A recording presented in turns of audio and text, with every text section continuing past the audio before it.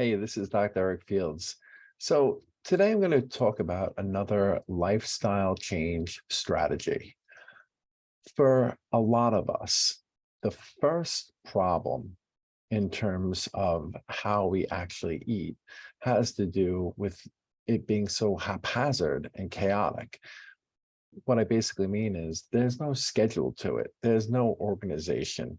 It's just eating at whim when we can find time, when we can squeeze it in. And one of the biggest problems with this is skipping breakfast, which can be super, super important. In one of my previous videos, I talked about just how important breakfast was for me, in the sense that I actually increased my calories for breakfast to lose weight during a certain period of time in my life, which sounded very counterintuitive, increasing calories. But what happened was by increasing those calories for breakfast, I felt much fuller and much more satisfied throughout the rest of the day, thus really curtailing any propensity to binge eat. So scheduling is really important for one, to make sure you don't skip breakfast, and to really make sure that you don't go too long without food, because once you get to that ravenous point where you're really, really hungry, it gets so much more difficult to control your eating. That is really the most important thing of scheduling. And I know some of you have super busy, hectic careers, and it may be very, very difficult to schedule your eating at certain times. But if you can really strive to do this as often as possible, and on days when you know that you're going to have to be working for a period of time without a break, especially like if you're a surgeon or something of that nature, try to be creative. Try to, make sure you have a handy snack or a shake that's really easy to prepare, because it really is super, super important not to let yourself get too ravenous. So I think that there should be about 4 hours between each meal, something like that. Once you start departing more than 4 hours, we start getting like really, really hungry and getting to that ravenous point, right?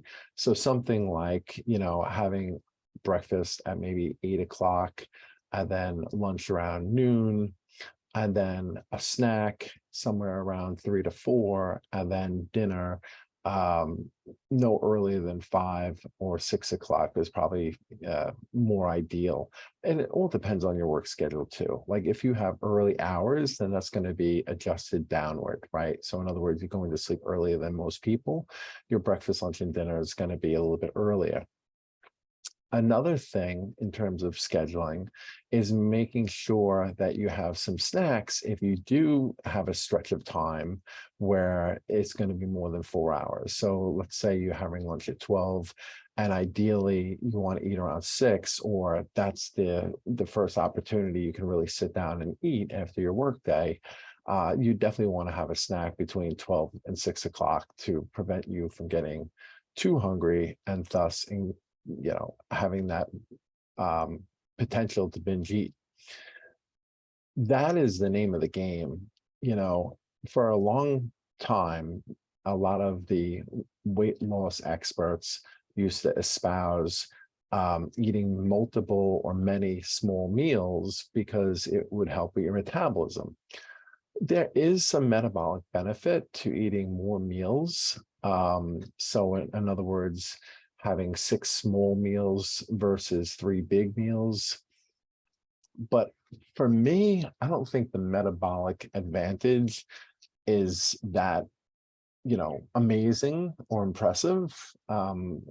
It might count more when you're trying to lose those last 5 pounds because you're getting ready for a fitness competition, or to get down to that kind of body weight where you're going to be able to show off your abs in the summer. Then every metabolic boost counts. For the large majority of us, having more frequent meals just helps stave off hunger and lowers the probability that we're going to engage in binge eating. Now, for a lot of us, eating 6 meals a day, which, that was that magic number that used to be touted by the fitness professionals all the time, it's just not practical, right? So I think if you can shoot for three main meals and a snack, then that's really great. And if you can squeeze in a fifth or even a six, I mean, that's wonderful. But don't go longer than 4 hours without eating something, because then you really get into risky waters. I'd say like 5 hours should be the maximum. And again, if you know that you're not going to get a real break at work where you can sit down and have something, have a snack handy, such as a piece of fruit, or prepared snack where you have fruit slices, or some nuts really are great at holding you over as long as you don't eat too many of them. And shakes can be great, ready-made shakes or pre-made shakes that you can, have within 5 or 10 minutes, just to, again, make sure you don't get too hungry and thus too ravenous. This is a lifestyle change number 3, is it?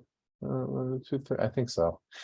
I'll have many more lifestyle change tips and strategies in the near future. Talk to you soon, Dr. Fields.